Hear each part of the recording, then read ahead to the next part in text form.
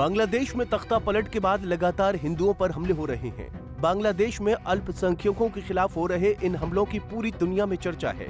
हिंदुओं के खिलाफ हो रही टारगेट किलिंग पर बदमाश की अंतरिम सरकार का रवैया उदासीन है।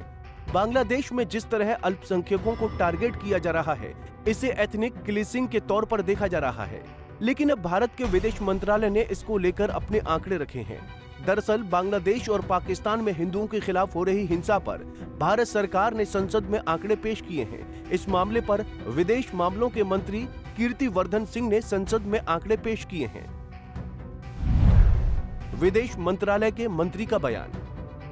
विदेश मामलों के राज्य मंत्री कीर्ति वर्धन सिंह ने संसद में बताया कि 2024 में बांग्लादेश में हिंदुओं और अन्य अल्पसंख्यकों के खिलाफ 2200 मामले दर्ज किए गए। ये आंकड़े अल्पसंख्यक समुदाय की स्थिति को लेकर भारत सरकार की गंभीरता को दर्शाते हैं। बांग्लादेश में हिंदू समुदाय पर हमले बढ़ रहे हैं, जिनमें मंदिरों को नुकसान पहुंचाना, संपत्ति जलाना और सामुदायिक हिंसा जैसी घटनाएं शामिल हैं।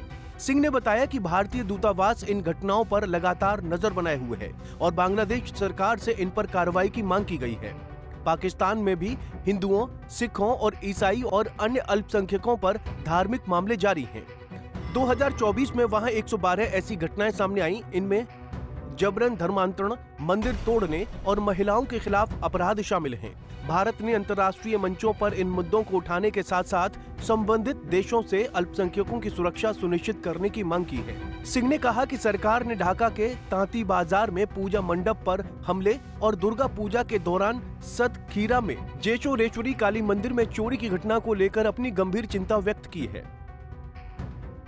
वहीं भारत ने अल्पसंख्यकों सहित बांग्लादेश के सभी नागरिकों के जीवन और स्वतंत्रता की सुरक्षा की प्राथमिक जिम्मेदारी बांग्लादेश सरकार की है।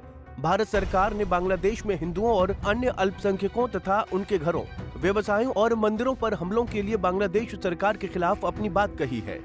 शेख हसीना के बांग्लादेश छोड़ने के बाद से बांग्लादेश में अल्पसंख्यकों को टारगेट किया जा रहा है। बांग्लादेश में अल्पसंख्यकों के खिलाफ घटनाएं रुकने का नाम नहीं ले रही हैं। बांग्लादेश में पहले सरकार के खिलाफ शुरू हुए आंदोलन हिंदुओं के खिलाफ हो गए। इस दौरान हिंदुओं की दुकानों, घरों को निशाना बनाया गया। मंत्री ने कहा कि बांग्लादेश से हिंदुओं और अन्य अल्पसंख्यकों की सुरक्षा और कल्याण सुनिश्चित करने के लिए सभी आवश्यक उपाय करने की अपेक्षा की जाती है। बता दें कि शेख हसीना को देश छोड़ने के लिए मजबूर होना पड़ा था, जिसके बाद भारत और बांग्लादेश के बीच संबंध गंभीर तनाव में आ गए थे।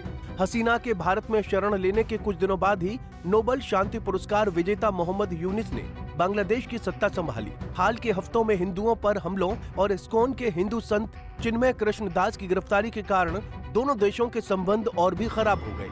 इसके बाद दोनों देशों के बीच संबंधों को बेहतर करने की दिशा में बढ़ने के लिए भारत के विदेश सचिव ने बांग्लादेश का दौरा किया। इस दौरान भारत ने बांग्लादेश के सामने हिंदू हिंसा को लेकर अपनी बात रखी, जिस पर बांग्लादेश ने ऐतराज भी जताया था। बांग्लादेश में यूनिस की अंतरिम सरकार बनने के बाद से बांग्लादेश में हिंदुओं पर होने वाले हमले सुनियोजित लग रहे हैं। बहरहाल बांग्लादेश में करीब 1.5 करोड़ हिंदू रहते हैं। बांग्लादेश में जिस तरह से इस समूह को टारगेट किया जा रहा है, उससे बांग्लादेश में हिंदुओं के खिलाफ हालात अब तक के सबसे निचले स्तर पर चल रहे हैं। बांग्लादेश में सांप्रदायिक तनाव के चलते देश की आर्थिक स्थिति भी प्रभावित हो रही है। अपने टेक्सटाइल के लिए प्रसिद्ध ये देश अब इस्लामिक कट्टरपंथ के लिए जाना जा रहा है। Bureau report, Punjab Kesari TV. हमसे जुड़े रहने के लिए हमारे YouTube चैनल को सब्सक्राइब करें और नई वीडियो की नोटिफिकेशन के लिए बेल आइकॉन को दबाएं।